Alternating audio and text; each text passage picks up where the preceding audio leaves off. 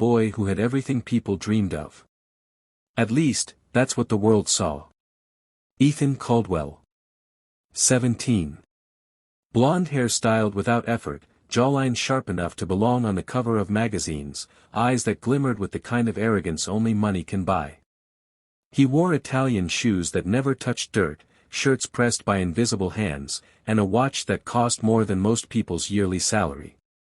The Caldwell mansion loomed like a cathedral of wealth over the upstate hills. 8 bedrooms. Chandeliers that spilled golden light across marble floors.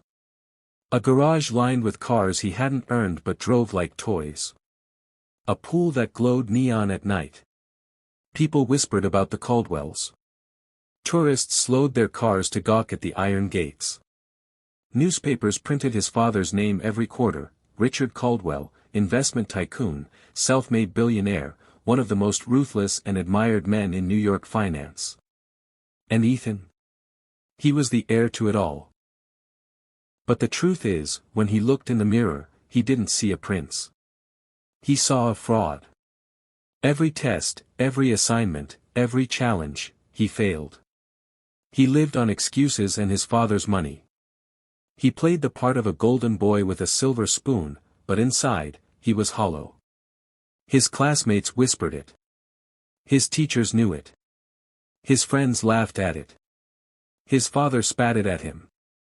And the only person who really saw it, the rot, the cracks, the emptiness, was someone he never thought about at all. The maid. The Caldwell dining room could have hosted royalty. A table of mahogany stretched 20 feet, polished so clean the chandeliers reflected in it like small moons. The walls wore oil paintings, old men with stern faces and the Caldwell crest above them like a crown no one could take off. Ethan sat halfway down the table, shoulders slouched, scrolling his phone with a smirk he wore like armor.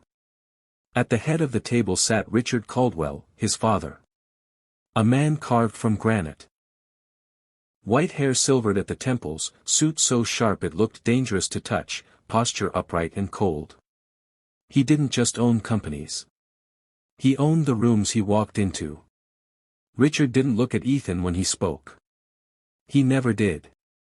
"Another call from your school," Richard said, his voice flat, dangerous in its calm.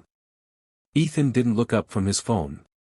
So, you're a disgrace." Richard's words cut like knives dropped on glass. "If you worked for me, you'd already be fired." Finally, Ethan looked up, smirk curling. "Good thing I don't work for you. I'm your son." Richard's eyes lifted. They were pale and stormy, the kind of eyes that didn't blink when the world begged. "The world doesn't care who your father is," Richard said. "You'll either build something yourself or you'll die a parasite living off my name. And I will not carry a parasite." The silence that followed rang louder than shouting.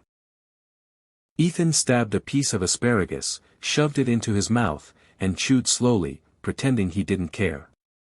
In the corner, polishing silver that glimmered under the chandelier, Marianne worked quietly. She was the maid. A black woman in her late 50s, with brown skin like burnished oak, eyes calm but alert, and a back that never bent more than it needed to. Her uniform was plain, worn from years of washing, but she carried it with dignity. When Richard's words dropped like stones, Marianne's hands never paused. She didn't flinch, didn't stare, didn't sigh. She kept polishing. But she saw everything. Ethan never saw her at all. To him, she was just the background noise of his father's empire. The house slept in shadows. The chandeliers dimmed. The pool lights outside flickered blue like restless ghosts. Ethan padded barefoot into the kitchen, hoodie draped over him, phone left upstairs. He wasn't sure why he was there, maybe to steal a soda, maybe to escape the silence of his room. The kitchen light was on. Marianne stood at the sink, sleeves rolled up, hands buried in warm soapy water. She was humming low, an old gospel tune that carried weariness and hope in the same breath. Ethan leaned against the counter, crossing his arms. "You ever wonder why life's so damn unfair?" Marianne didn't look at him. Unfair. He shrugged, bitterness dripping from his voice. You heard him tonight. I'll never be good enough for him. Doesn't matter what I do. Finally, she turned. Her eyes were steady, sharper than he expected. Maybe you're chasing the wrong enough, she said. Ethan frowned. What's that supposed to mean? Maybe it's not about being enough for him, Marianne said. Maybe it's about becoming enough for yourself. The words landed like stones in his chest. He blinked, trying to laugh them off. Whatever, he muttered, yanking open the fridge. He grabbed a soda, slammed the door shut, and walked out. But even as he climbed the stairs, her voice followed him, quiet but impossible to ignore. The next morning, sunlight flooded the marble hallway as Ethan dragged himself toward the door with a half-zipped backpack. His shoelaces trailed behind him. Marianne was vacuuming near the grand staircase. The hum filled the air until Ethan stopped in front of her. What did you mean last night? He asked. She clicked the vacuum off, the silence immediate and sharp. I meant what I said. He shifted uncomfortably. Easy for you to say. Her eyes narrowed. Don't assume you know my life, boy. This uniform doesn't erase my mind. I taught English and philosophy before this. He blinked. You. A teacher? Life has chapters, she said. Some of them you don't choose. But I kept my mind. That's wealth nobody can steal. Ethan smirked, the arrogance automatic. Good for you. Good for you is the part you still have to write, she said. He didn't answer. He tugged his backpack tighter and left. But for the first time in years, he didn't feel like laughing at the maid. The school looked like an Ivy League postcard, red brick, white pillars, manicured lawns that screamed legacy and old money. Inside, the walls dripped with portraits of alumni who ran companies and sat in Congress. Ethan walked those halls like he owned them. He didn't. He barely survived them. In calculus, he stared at an exam and doodled instead of solving problems. In literature, he skimmed a passage and faked a paragraph. In history, he wrote an answer so vague it was almost parody. The teachers sighed, but none of them dared fail him. He was a Caldwell. The donation dinners paid their salaries. At lunch, Landon Pierce, the lacrosse captain, clapped him on the shoulder. Friday night, your place. That big theater screen needs us. Ethan grinned. Done. Landon smirked. Don't let your dad ground you for flunking again. The table laughed. Ethan laughed too, louder, as if that proved them wrong. But deep down, it only reminded him what everyone already knew, Ethan Caldwell was a walking joke with expensive shoes. That afternoon, his guidance counselor, Mrs. Adler, pulled him aside. Ethan, she said firmly.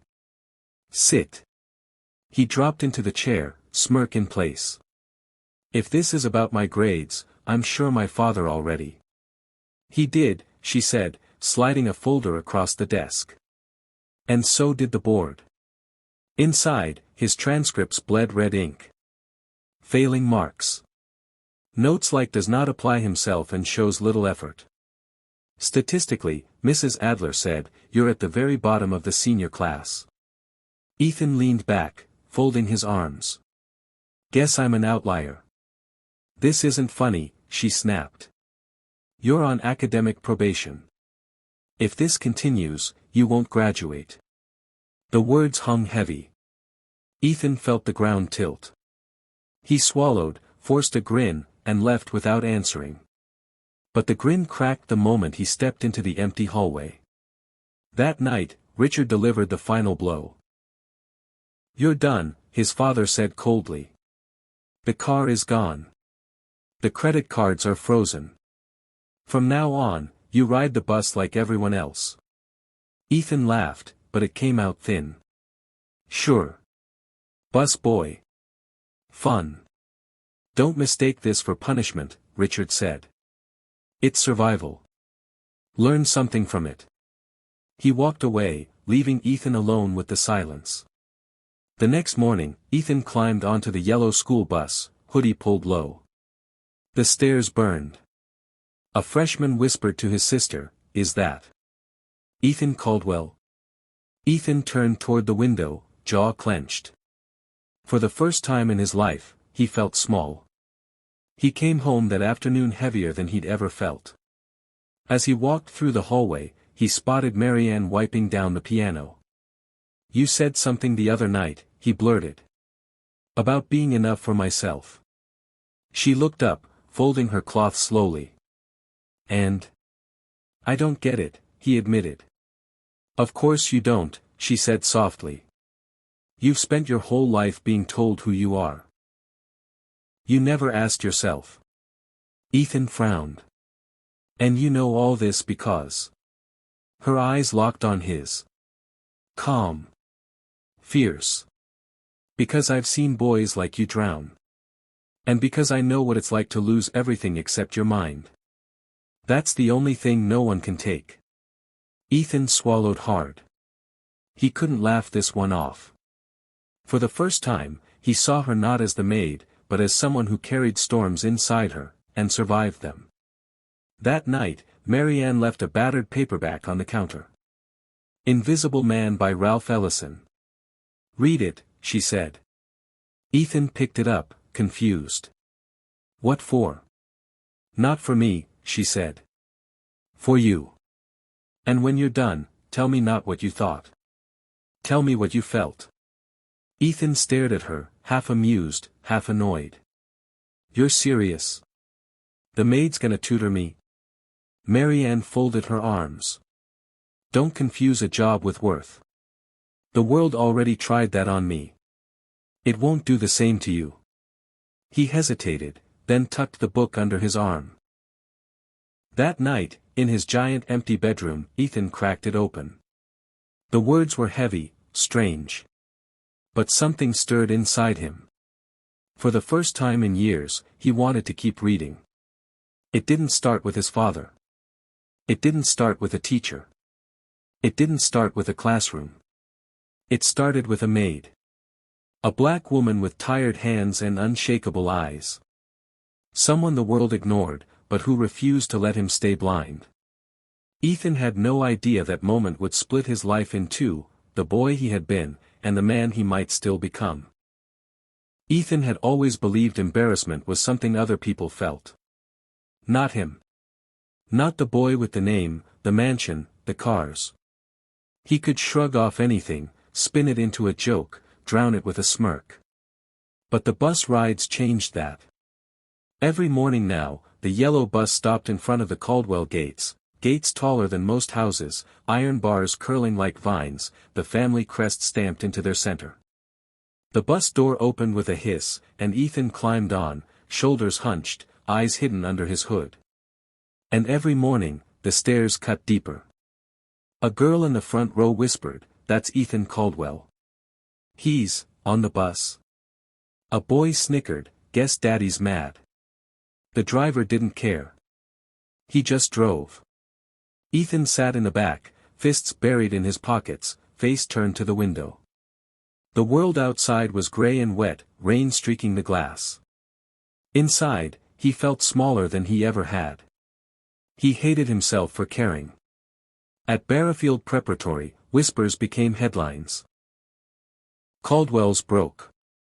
Guess his grades finally caught up. Did you hear? He's failing everything." It wasn't true, not all of it. He wasn't broke. He wasn't homeless. He still lived in a mansion with more rooms than people. But perception was everything in Barrafield's marble hallways, and perception said, Ethan Caldwell had fallen. At lunch, Landon Pierce cornered him at the table. "Bus boy," Landon grinned, tossing a grape in the air. "How's the chauffeur? Do they let you sit up front if you ask nicely?" The table laughed. Ethan forced a smirk. "Better than sitting next to your cologne." The laughter split. Half for Landon. Half for Ethan. But Ethan could feel it, the balance was shifting. He wasn't untouchable anymore. That night, he wrote in the notebook Marianne had given him. They're laughing now. It used to feel like I was laughing with them. Now it feels like they're laughing at the echo of me. I don't know which one is worse. The grades didn't stop falling. Math, 24%. Biology, 0%. History, 31%. Every paper, every test came back bleeding red. Teachers stopped pretending. The counselor stopped sugarcoating. Ethan, Mrs. Adler said in her office, voice tight. This isn't behavior. This isn't attitude. This is failure. If you don't change, you won't graduate. He leaned back in the chair, arms crossed. So I'll hire a tutor. You already had 3. They all quit. He froze. She was right. For the first time, he didn't have a comeback. That afternoon, he ducked out of the main entrance to avoid the stairs. He slipped through the back hallway by the cafeteria. And there she was again. Marianne. The maid. On her knees, scrubbing a soda spill from the tile. Her hands moved in slow, precise circles, her face calm, her uniform wrinkled from long hours. She looked up and smiled politely. Careful. Floor's wet. Ethan stopped. You said something last time. About Socrates. Knowing nothing. Marianne raised an eyebrow. And you remembered? Yeah. I mean, it stuck. He shoved his hands deeper into his hoodie. Kind of weird for a maid to be quoting ancient philosophers. She stood slowly, wiped her hands on her apron. Her voice was steady. What's weirder is a boy with the world at his feet who can't pass a reading test. Ethan bit his cheek. That one hurt. You used to be a teacher, didn't you? He asked quietly. Her silence was answer enough. Then teach me, he blurted. Help me. Please. She studied him. Her eyes didn't blink. One condition, she said. You leave your name and your pride at the door.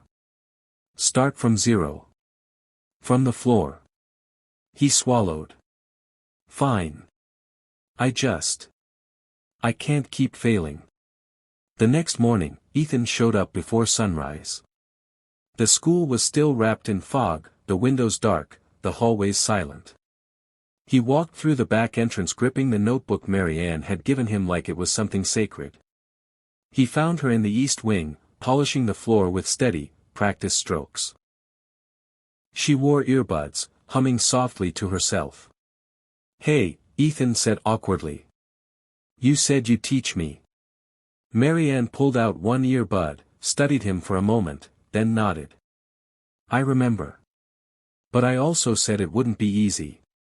I don't care, he said. I need this. She handed him a battered notebook. Its cover was torn, its pages blank. Every morning, 1 hour before class. Every night, 1 hour after I finish cleaning. You'll read, you'll write, and you'll tell me not what you think but what you feel. Ethan nodded. Marianne's voice lowered. This won't be about grades. This will be about truth. Fail here, and you'll finally be doing it right. The days began to form a rhythm. Every morning, Ethan showed up early. Marianne asked questions instead of giving answers. What did this sentence make you feel? Why do you think the character stayed silent?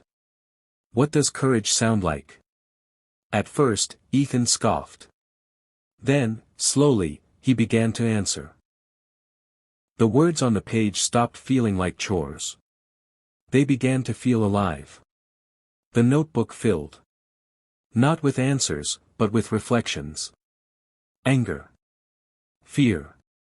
Secrets. He wrote about his father. About pressure. About emptiness. About being laughed at. Marianne read every word. She corrected with red ink, not on the grammar, but on the soul. This sentence is pretty but hollow. Rewrite it with your truth. Don't hide behind sarcasm. Say it plain. And he did. Again. And again. But the world noticed. One night, as Ethan sat in the cafeteria writing, two boys walked by. Josh, the football captain, sneered. "Look at little Caldwell. Writing love letters to the janitor." The other laughed. They walked away, leaving echoes behind. Ethan clenched his jaw, ready to snap back. But Marianne placed a hand gently on his shoulder. Her voice was calm, firm. "You don't measure depth with a shallow ruler." The words hit deeper than any insult. That night, Ethan got a text from his father. "They updated your academic record. One last warning. Turn things around, or you're out. No trust fund. No car. No apartment. Nothing." Ethan stared at the screen. For once, he didn't feel afraid. He felt ready. Friday morning came with tension. The school buzzed with the end-of-term energy. Report cards, graduation meetings, college counselors. Everyone was talking about the future. Ethan walked through the halls clutching a folder full of rewritten essays, assignments marked with praise, and a draft titled The Illusion of Power, written under Marianne's challenge. For the first time, he was proud. But he knew pride wouldn't be enough. Not with his father. The Caldwell estate was quiet that night, too quiet. The kind of silence that pressed on Ethan's chest like a weight. He sat at his desk, staring at the essay in front of him, The Illusion of Power. For once, it wasn't copied, wasn't filler, wasn't a joke. He had written every word, and it felt alive on the page. He thought of Marianne, of her steady hands and sharper eyes. Her questions. Her corrections. Her faith that he could write something real if he stopped hiding behind sarcasm. For the first time in years, he was proud of himself. Not because of a grade. Because it was his.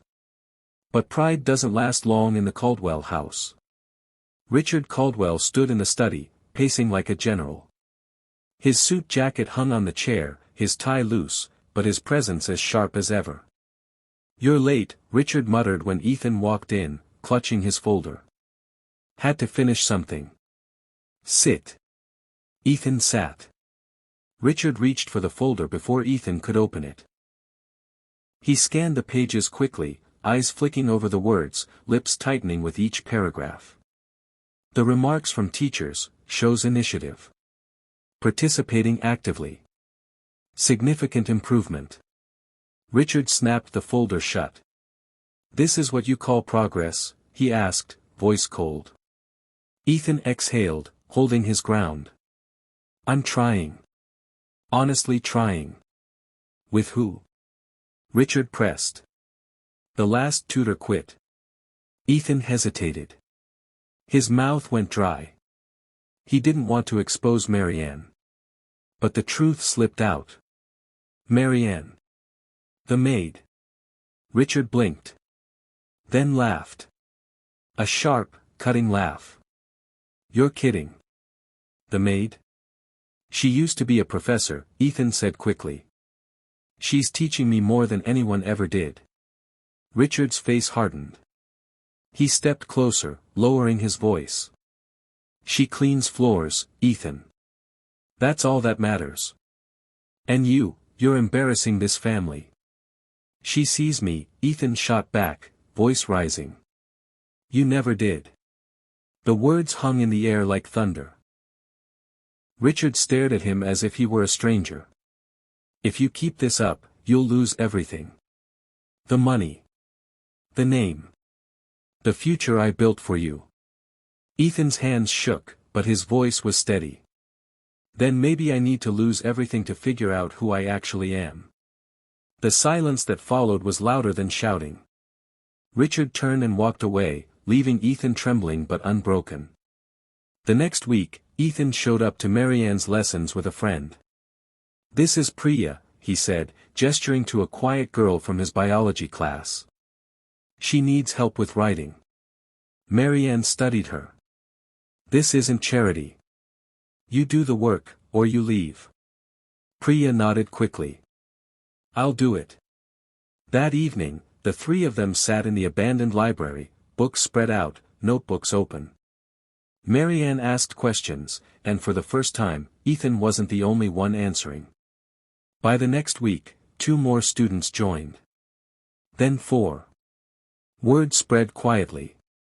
Students whispered, Caldwell's different. He's learning. With the Maid. Soon, the library turned into their hidden classroom. They read Baldwin, Hughes, Morrison. They debated, cried, argued, rewrote. It wasn't about grades anymore. It was about truth. And Marianne? She wasn't just a maid anymore. She was a teacher again. But not everyone understood. One afternoon, as Ethan left the hidden study session, Josh, the football captain, shoved him against the lockers. Look at you, Josh sneered. Caldwell, sitting with the janitor like you're in some sob story. His friends laughed.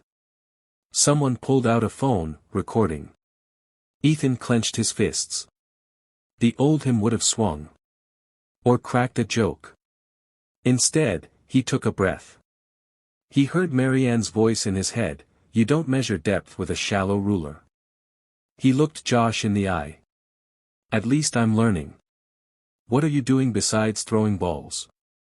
The laughter shifted. Not at Ethan.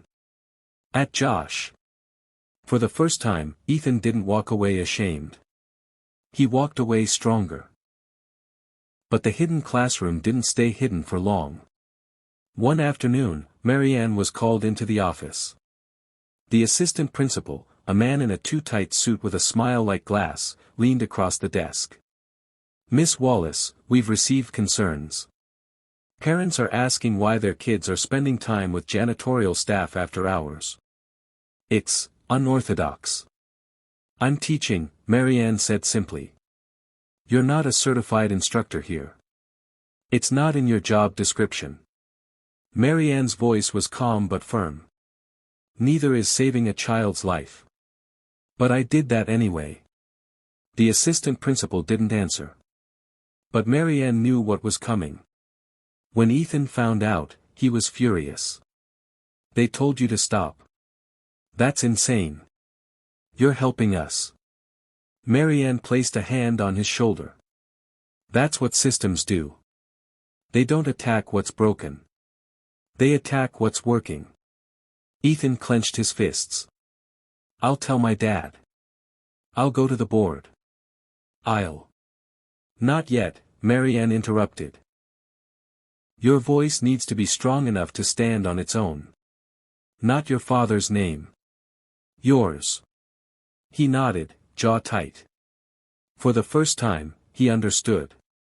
This wasn't just about him anymore. Winter crept into Barrafield. The mornings were foggy and cold. The hallways darker, quieter. But inside Ethan, something brighter was growing. He asked questions in class. Real questions. About slavery in history. About silence in literature. About power in economics. His teachers were startled. His classmates were confused. But some listened. And more students began showing up at the hidden library. By January, there were 10. 10 students sitting cross-legged on the carpet, scribbling in notebooks, hanging on Marianne's words. They weren't just learning to pass tests. They were learning to think. To see. To change. And Ethan? He was no longer walking through the halls like a prince. He walked like someone awake. The father strikes again. But Richard noticed. One evening, Ethan came home late, books under his arm. Richard was waiting in the study, whiskey glass in hand. Where were you? Studying. With who? Ethan hesitated. Marianne. Richard's glass slammed onto the desk. Enough. This ends now. She is staff. Not your teacher. Not your friend. Staff. She's more of a teacher than anyone here, Ethan snapped. Richard's voice dropped, low and venomous. If you don't stop seeing her, you lose everything. Your money. Your car. Your name. Ethan's heart pounded, but his voice didn't shake. Then maybe I need to lose it all to find out who I really am. Richard stared at him, furious and silent. Then he turned away. For the first time, Ethan realized, his father's power didn't scare him anymore. The next day, Ethan stood in the hidden library, surrounded by his classmates, notebook in hand. This isn't just about grades anymore, he said. It's about proving we're more than what they think we are. Marianne watched him, pride in her eyes. For the first time, Ethan Caldwell wasn't speaking like the heir to an empire. He was speaking like a leader. And he knew, there was no going back. The first sign didn't arrive in a thunderclap. It came folded into thirds. Marianne slit the envelope open with a butter knife she kept in the supply closet for days when boxes defeated fingernails. The paper had the Barrafield Preparatory crest in navy at the top, a serifed font underlining its importance like a gavel. Miss Wallace. It has come to our attention that you have been engaging in unapproved instructional activity with students.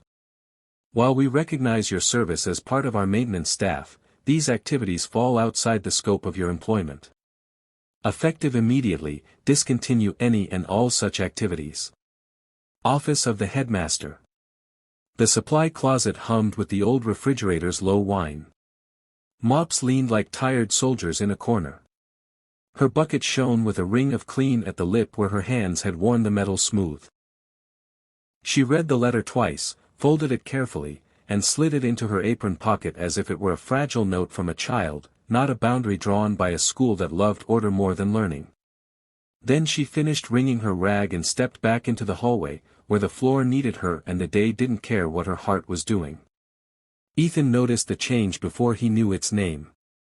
It was a thickness around Marianne's eyes, a weight in the way she set her bucket down, soft so the plastic wouldn't knock against tile and declare a feeling she preferred to keep between them. What happened? He asked that evening in the East Wing, where the windows looked out over black trees and the radiator clicked like someone thinking out loud. Marianne kept her gaze on the corner where dust gathered shamelessly. Nothing you need to carry. That usually means something I should, he said, trying a smile that didn't land. She looked at him then. Not like a boy. Like a partner in a hard thing. Administration wants the floors clean and the minds they approve, cleaner. They told you to stop, he said. She didn't answer. It was answer enough. Are we stopping? He asked. He hated how small his voice sounded inside the question. We don't stop learning, she said. We change rooms. Barrafield announced the new policy in a way that looked like a bulletin and felt like a verdict. Copies of a memo appeared in homerooms and inboxes, all calm language and sharp edges. All after-hours academic support must be led by faculty. Non-instructional staff are to remain within defined job duties during school hours and after. Students found in unauthorized spaces after 5 p.m. will be subject to disciplinary action. No names. Everyone knew. By lunch, parents were texting. By last period, a board member's wife had posted a Facebook paragraph about job boundaries and liability, the comments sliding predictably into applause. The headmaster's assistant taped a printed poster near the main office, "Integrity is knowing your role." Someone added, in pencil, "and when to break it." It was erased by 10 a.m., rewritten by 10:15, and covered with a fresh poster by noon. That night, the hidden library felt smaller. 16 students sat in a ragged circle on the carpet, sneakers tucked under legs, notebooks open like small, quiet mouths. Priya was there, fingers pale around her pen. Leo, the freshman who'd started sitting with Ethan on the bus, hovered near the edge like a bird that had not yet convinced itself it was allowed to land. Maddie, who never spoke in class, placed a dog-eared copy of Beloved in the center of the circle the way some people place flowers. Ethan stood, throat dry. He could hear footsteps upstairs, the creak of old boards as a custodian wheeled a cart along the corridor. He could feel the school's breath over their shoulders. "They want this to end," he said. "They want us to stop because it wasn't their idea." Marianne didn't take the usual chair. She stayed standing too, one hand resting on the back of it like she might pull it out from under herself at any second and choose the floor instead. "Systems," she said, voice low and steady, "don't usually attack what is broken. They attack what is working outside their permission." "What if they punish us?" Priya asked. "They might," Marianne replied. "That's the bargain of becoming someone new. You pay with comfort. You get back a spine." Leo lifted his hand, then forgot to put it down and just spoke. "I don't want to get in trouble. But I don't want to go back to feeling stupid." Maddie nodded so hard her hair fell over her eyes. "Me too." Marianne's gaze moved around the circle, stopping at each face long enough for the face to feel itself seen. "I cannot promise safety," she said. "I can't even promise a room. But I can promise you this. You don't need permission to become someone new." The sentence settled like a blanket that was heavier than expected and exactly the right weight. "We'll meet earlier," Ethan said. "Or later. Or in the theater under the stage. Or behind the choir risers. Or in the boiler room." "Not the boiler room," Marianne interrupted gently. "Even revolution needs ventilation." They all laughed, the kind of laugh that exists to loosen a knot you hadn't admitted was there. "Then where?" Leo asked. Marianne pointed down. "On the floor," she said. "Where learning begins." Richard Caldwell didn't text when he was angry. He convened.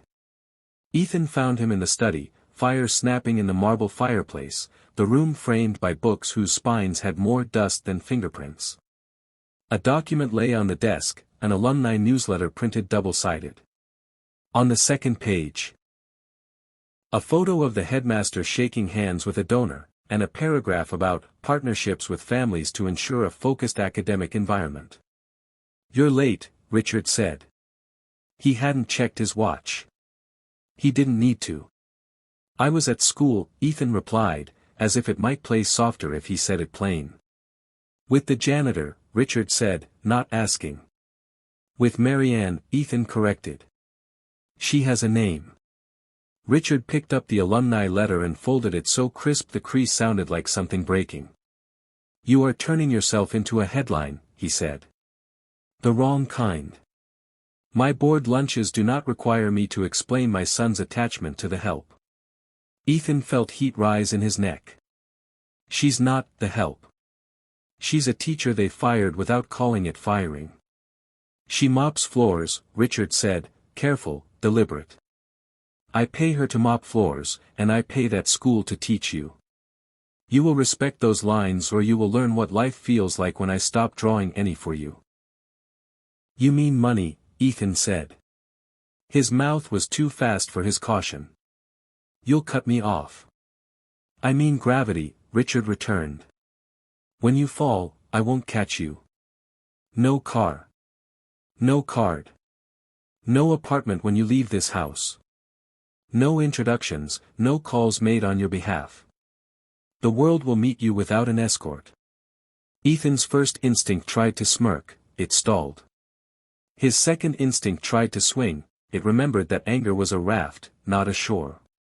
He thought about Marianne's hands, the way they could be tender with a glass and iron with a sentence. "Then let the world meet me," he said, voice thinner than he wanted, truer than he expected. "I'm tired of being your shadow." They stared across the polished expanse of desk like two nations waiting to see which one blinked into a treaty. Richard blinked first. He picked up the alumni letter, tossed it in the fire. The flames licked the page like a signature.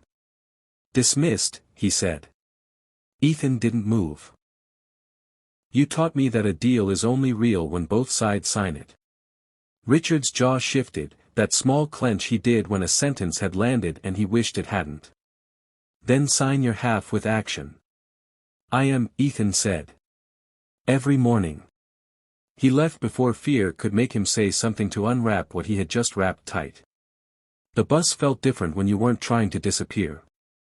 Ethan sat mid-row, hood down. The hum of the engine vibrated in his teeth.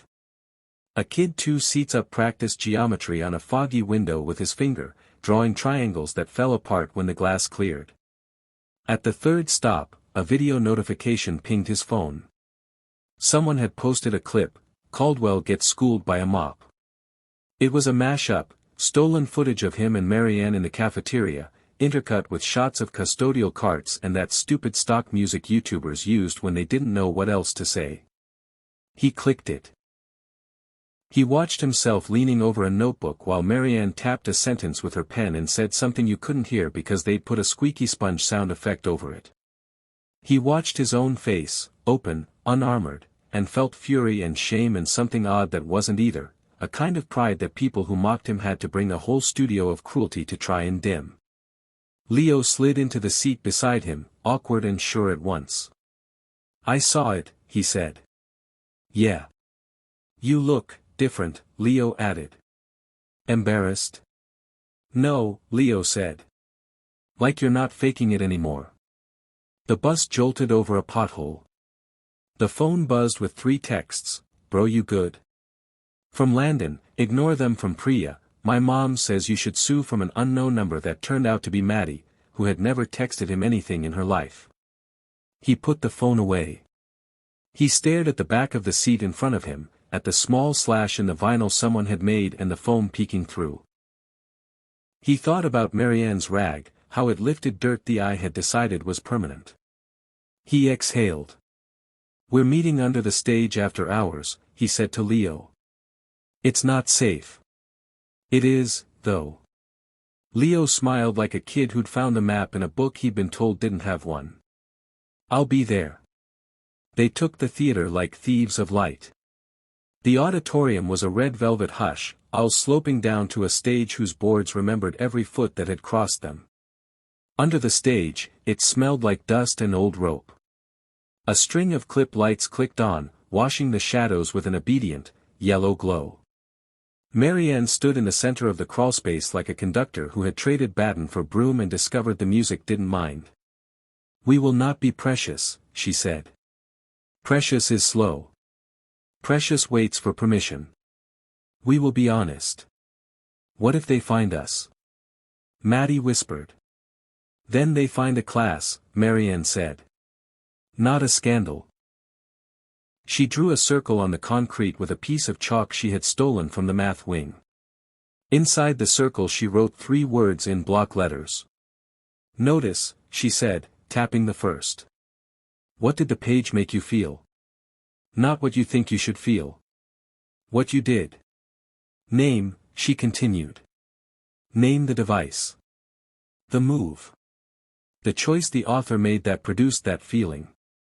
Don't say, writing. Be precise. Change, she finished. What does that say about you? Where does it move you? If it doesn't, why not? She tossed the chalk to Ethan. He caught it like a baton mid-race and drew a 4th word without asking permission. Marianne smiled, small and proud. Yes. Risk. If the answer doesn't cost you something, it isn't one. They read like thieves too. The clip lights bounced off pages. The crawlspace filled with sentences. When they had to whisper, they whispered questions that didn't feel small for being soft. After, Marianne took them into the wings and handed out index cards. Write 1 sentence you're afraid to say, she said. Full stop. No metaphors for courage. Just say it. Ethan wrote, I am afraid I am only interesting when I'm failing loudly. Priya wrote, I'm smart and I hide it because smart girls get called names. Maddie wrote, I don't talk in class because I don't trust my voice not to leave me. Leo wrote, I think about leaving more than I think about staying. Marianne read each card to herself and handed it back like a mirror polished enough to make a person look longer. "Keep them," she said. "Tape them inside your notebooks. When you forget why this hurts, remember you chose it." They dispersed in twos and threes, skirting the orchestra pit and the rules. Ethan stayed to coil the extension cord, and for a moment he allowed himself to enjoy the choreography of it, loop, twist, loop, as if his hands could teach his head. "You're leading," Marianne said behind him. "I'm following a good map," he said back. "Maps don't make people move," she said. "People do." The headmaster summoned Marianne at 9 on the dot. Dr. Ellery had the kind of face that made donors feel like they were spending money on a pantheon. His office smelled like lemon wood polish and the kind of leather that never met rain. The assistant principal, Mr. Whitaker, sat to the left, smile thin enough to cut. On the right, the HR manager arranged papers into neat stacks that comprised a conversation no one wanted to have out loud. "Miss Wallace," Ellery began, "we appreciate your service." Marianne folded her hands in her lap. "You appreciate floors that don't speak." Ellery blinked slowly, as if the word had taken detours he hadn't accounted for. "We are concerned," he continued, "about boundaries. Liability. Optics." Whitaker leaned forward. "Students are meeting with you in unauthorized spaces. After hours. This could be misconstrued." "It could be construed accurately," Marianne said. "As learning. Do you have any certifications current?" HR asked, tone practiced, soft enough to burn without smoke. "I have a mind current," Marianne said. Ellery sighed. "You understand, we can't have non-instructional staff providing instruction. Parents are asking questions." "Which parents?" Marianne asked. "The ones whose children are finally writing." Whitaker glanced at HR. HR glanced at the desk. Ellery lifted a paper, her letter from the closet, and slid it. The auditorium was full. Parents in pressed suits. Students in polished uniforms. Faculty lined the walls, clipboards ready. At the center of the stage, a podium stood under white lights, waiting. The banner above it read, "Barrafield Senior Speech Competition, What It Means to Win in Life." Ethan Caldwell sat in the second row, heart pounding like a war drum. Beside him, Priya whispered, "You ready?" He swallowed hard. "No." She smiled faintly. "Good. That means it matters." Richard arrives. At the back of the hall, the doors opened. Richard Caldwell walked in, tailored suit sharp, eyes like knives. He didn't glance at his son. He didn't have to. The room shifted around him. Parents murmured. Teachers straightened. Everyone knew who he was. And everyone expected Ethan to crumble under that shadow. Marianne slipped quietly into the far corner, plain dress, apron still dusted with chalk and cleaning powder. She kept her head down. But her eyes never left Ethan. One by one, students took the stage. Polished speeches about ambition, grades, success. Josh smirked his way through a monologue about being born a winner. The crowd applauded politely. Ethan barely heard them. His palms were slick, his throat dry. When his name was called, he froze. Ethan Caldwell. The room hushed. He stood, legs stiff, and walked to the podium. Every step echoed. His father's gaze burned into his back. He gripped the podium, staring at the paper in front of him. The speech he had written. The safe one. The one Richard would approve of. He opened his mouth. Nothing came out. Laughter rippled in the crowd. He closed his eyes. You don't need permission to become someone new. Fail honestly. Better than passing as someone you're not. He took a shaky breath. And pushed the paper aside. My name is Ethan Caldwell, he began, voice cracking. And for most of my life, I thought winning meant being perfect. Being what people expected. Wearing the right clothes, saying the right words, standing in the right rooms. The crowd shifted uncomfortably. Richard's jaw clenched. But if that's winning, then why did I always feel like I was losing? Silence. He swallowed hard, his voice gaining strength. I was drowning in a life built for me, not by me. And I thought no one noticed. Until someone did. Eyes flicked toward Richard. Then toward the corner where Marianne stood. She doesn't wear suits. She doesn't have a title. She doesn't sit in the front row. She mops these halls when no one's looking. And she taught me more about winning than anyone else ever did. Gasps. Whispers. Richard's face darkened. Ethan pressed on. She taught me that winning isn't about being the best in someone else's eyes. It's about standing up when they expect you to kneel. It's about being seen, even when the world calls you invisible. It's about failing as yourself, not passing as someone else. His voice rang stronger now, filling the auditorium. I don't know if I'll win this contest. I don't know if I'll get into college, or make my father proud, or prove all of you wrong. But I do know this, if I walk away today as myself, that's already a victory. The silence that followed was deafening. For a long moment, no one moved. Then, a single clap. Priya. Then another. Landon. Then half the students. Then more. Until the entire left side of the auditorium was on its feet, applauding. The right side hesitated, parents stiff, teachers frowning. Richard Caldwell sat motionless, jaw tight. But Marianne. Marianne stood with tears in her eyes, clapping softly, proud. And Ethan, for the first time in his life, felt free. Aftermath. The contest ended. Winners announced. Josh took third. Priya second. Ethan, first. The hall erupted. Richard's face was stone. He walked out without a word. Ethan didn't chase him. Instead, he walked to the corner, where Marianne waited, her apron damp with tears she quickly wiped away. You did it, she whispered. No, Ethan said, voice breaking. We did. Richard never forgave him. Not right away. Maybe never fully. But Ethan didn't need him to. Because he had found something better, the courage to live outside his father's shadow, and the people who saw him for who he was. And Marianne? She still cleaned the halls. Still mopped the floors. But now, students nodded to her in respect. Some even joined her classes.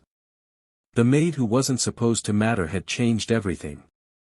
And Ethan Caldwell would never forget it. If this story touched you, don't just leave, be part of the family. Yellow heart, hit subscribe so you never miss the next chapter. Smash the like button if you felt the emotion, and don't forget to share this video with someone who needs this message today. Your support keeps these stories alive. Thank you for being here.